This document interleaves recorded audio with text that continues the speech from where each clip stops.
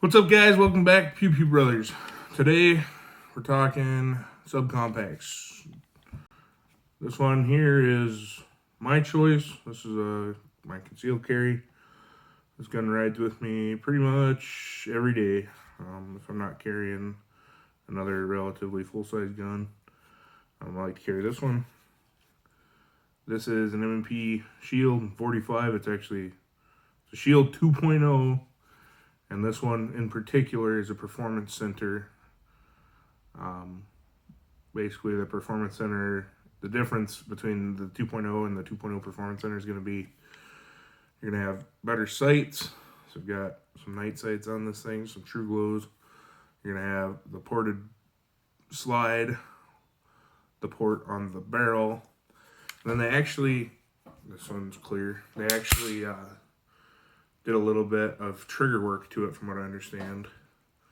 And you get a pretty good trigger on this.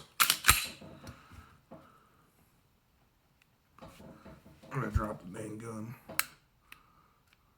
There's a little take up, but not having a thumb safety, I actually don't mind that.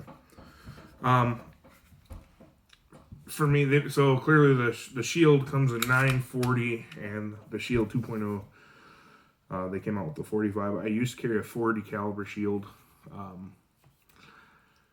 When I bought that one, I honestly, between the 40 and the 9, there really is no difference. The 9's cheaper to shoot. With the new ammo that they've got, I mean, there's ballistically nothing different between them anymore. Really, even the 45 doesn't stand out per se, but I like 45. I've got a couple other guns on 45. And I figured if you're only gonna carry 7 rounds, 6 plus 1 with this magazine, why not go with the 45?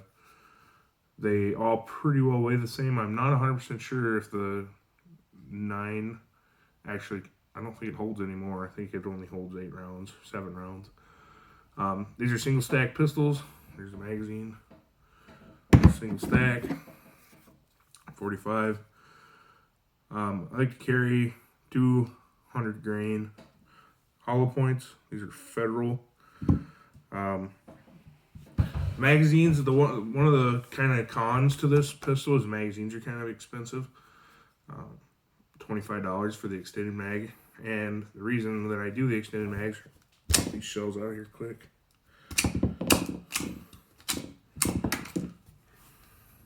Empty. The reason I do the extended mag is because this gun is a little small for me without the extended magazine. And with the extended magazine, I get a really nice grip. And this, even in 45, 9, 40, they're all actually fairly easy to shoot. The Performance Center is actually better, I believe. Not believe, I've shot them both. The Performance Center shoots better. The porting on the barrel, it probably does help some. In 9mm, I will say these guns can be kind of snappy. I don't know if it's just barrel pressure is why it's faster or what. But at 9mm, they are kind of snappy. They're a short barreled, So this has a 2-inch, 3-inch barrel, 2-inch actual barrel with a 1-inch chamber. So 3-inch barrel. It can be kind of snappy. Shoots a pretty good fireball out for shooting at night. Overall, the Performance Center, and this may all be in my head too, but for me, the Performance Center is more accurate. I put probably 500 rounds through my 40, and I've put probably 500 rounds or 1,000, probably 500 rounds through this one too. And I'm much more accurate with this. Now, that may be the sights are just a lot easier to pick up. It might be the porting and all the extra fancy crap, but if I got to give it to one thing, I'd say it's probably this trigger. It is quite a bit better. So, tear down, it's got the same idea as a Glock. You pull it back, lock the slide with your little thumb slide lock.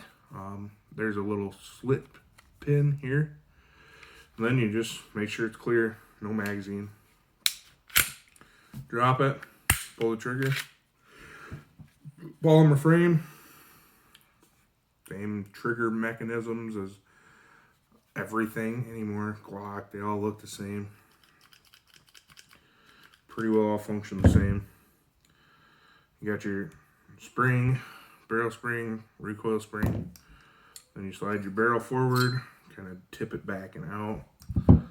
They're super simple to clean. This stuff in here, I'll generally just give it a pull back. So there's a spring system here. I don't tear that stuff apart unless I'm doing maintenance and that really hard maintenance, but generally speaking, you're not going to put enough rounds through a gun like this to need to tear that stuff apart. So you just don't. You put your barrel back in, you run it through, kind of push it in through like that, slide it all the way to the back. Take your spring, you put the bigger spring side, you can see here. Put this side forward, and then you give it just a little bit of pressure and it slides right into a groove here. Take it, make sure that you line the rails up, and you feed them right back on, pull it back, lock the slide, flip your little lever back, and good to go. One thing I will say about the, let me think back. Yeah, the old Shield was the same way.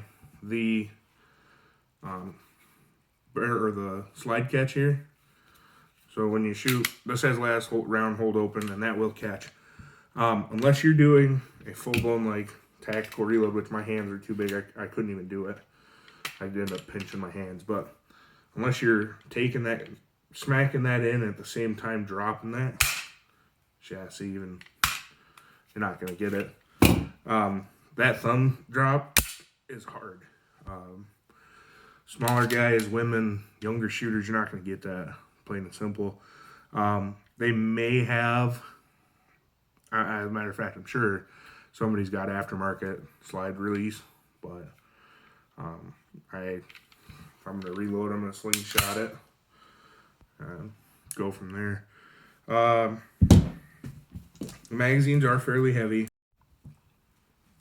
The pistol itself weighs 22 ounces. That kind of lends into it being easier to shoot. It's not quite as snappy because of the weight. As far as carrying it, it's really, you don't notice it. What I would tell you with anything, if you're going to carry it, pick it, put it in the holster, and just carry it. You're going to get used to it. I use a Galco inside the waistband leather holster. Some people will say not to use leather. It's way more comfortable. It's 1,000 times more comfortable than carrying an inside the waistband Kydex holster. One thing I will tell you, put that sucker in there and leather soap, leather something. They make all kinds of different leather stuff. Put your gun in there and rub this thing in. It'll help it kind of mold to the gun better. This one, I mean, it holds pretty tight. And yeah, I didn't trust it because it's not meant to really hold the gun in there like that, but it does. The clips on these are good, really good. I have beat this thing. I've caught it on seat belts. I've caught it on the edge of a chair. And as a matter of fact, just here recently, it failed. I caught the clip on a chair, and the clip came all the way off. Left the clip behind. Holster stayed in my waistline. I never even noticed the clip was gone until I got home that night and I pulled the gun out. And oh shoot, my clip's gone. Found it, the same clip. The next day I took it and took a pair of pliers and bent it back just a little bit and got it back in there, and she's still holding good. I've had this holster and this gun for 2 years probably, carrying it every day, and you can see it gets worn. The big issue with leather holsters, everybody says, is when you put it back in there. If that thing gets in there It can get to the trigger, which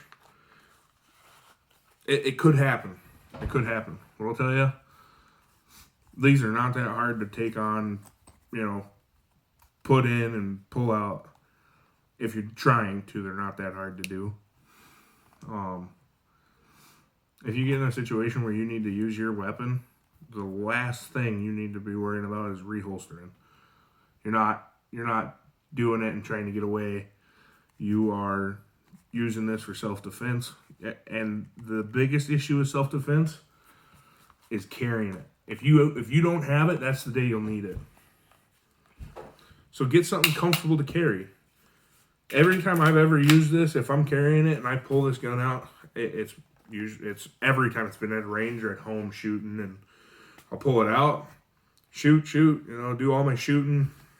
I will pull the holster out, reholster it, and I put it back in like this as a package. There you go. Now you're not going to catch it. You're not going to shoot yourself. So, make it comfortable. Make it what you like.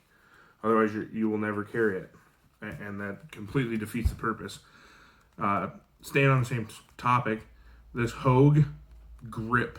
It's a rubberized grip that I put on there. A couple of reasons I put it on there. For one, I've always kind of liked rubberized grips. I don't know why. I just like them. The biggest reason I put it on there is, like I was just saying, comfort. These 2.0s have the most aggressive stippling on them. And you can see it kind of right here. And it is aggressive. Tear a shirt, tear up your back. I mean, it will tear you up. So this rubber tape just completely got rid of that problem. It was to where I was carrying, after I bought this, I carried my Glock for a while because I didn't like carrying it. It was a great gun. That grip is so aggressive, I just didn't like carrying it. So I wasn't, and that was just not right, because when the Glock's too big, I don't carry it, and then I'm unarmed, and that's when you're going to need it. So Hogue makes awesome options for a lot of stuff. I'm not going to take it off because it is a pain to get on, which is a good thing. I do not ever expect that to come off of there unless it gets cut off, and that'll probably be how I have to take it off, is cut it. Yes, if you're left-handed, this is not a good gun for you. It is not ambidextrous at all. Clearly. I guess all I got to say for you lefties is learn how to shoot with your right hand. They don't make guns for you guys. Not a lot of people do. Not a lot of companies do. Anyhow, I'll throw on a little bit of shooting footage here. I'm going to go out back and shoot some groups. I'm not going to use my hollow points because I don't want to. Here's what I'm going to be shooting. 230 grain full metal jacket. Some Winchester. I'm going to do it at realistic ranges. I might stretch it back out and do like a 25-foot shot. This is a home defense or self-defense gun. Hopefully I never have to shoot anybody. If I do, though, it'll be really close. Chances are I am never even going to aim. It'll be a back off and boom.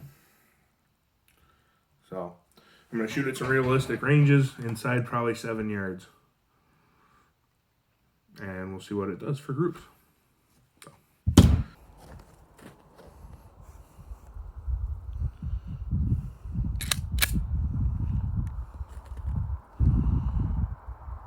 Seven, 5 to 7 yards, standing.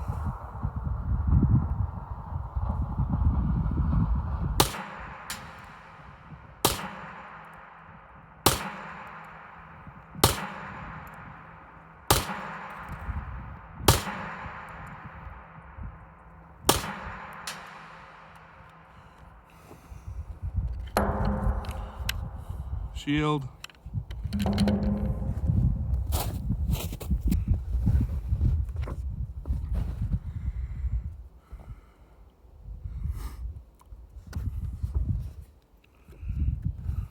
we can do better than that.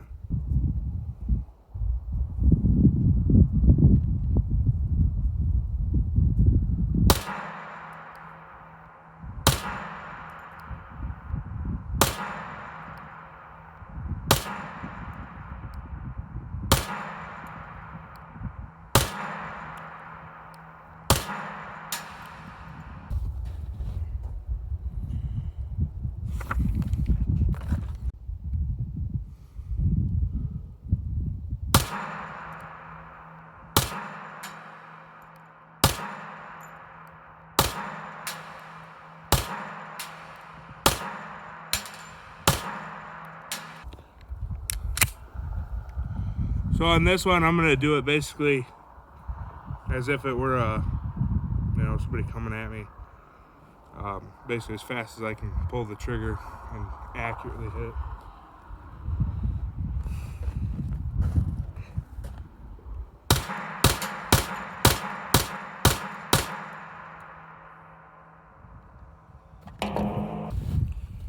So 4 of these and 2 of these were the previous shot.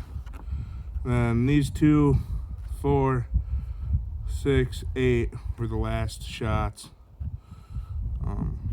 That's not half bad. I mean, 5 yards standing as fast as you can shoot it. If you can get it all here, that's self-defense worthy. Performance center, it does pretty good. It gets filthy. I'll tell you, right on top here, it is filthy. But the ports do a good job of keeping the gun down. So it's something you got to think about. I think it's totally worth it. Clearly, I bought it, so yeah. Go inside and clean it. Hey, thanks for watching. This is Pew Pew Brothers. I hope you enjoyed the video. Hopefully, if you're looking into them. Another thing too, real quick. The Performance Center goes on sale every now and again, and it'll actually be cheaper than buying a normal 2.0. If you can find that deal, I would recommend it. These Performance Centers, the normal ones are good, but the Performance Centers blow them out of the water. Hopefully you enjoyed. Thanks for watching. We'll see you later.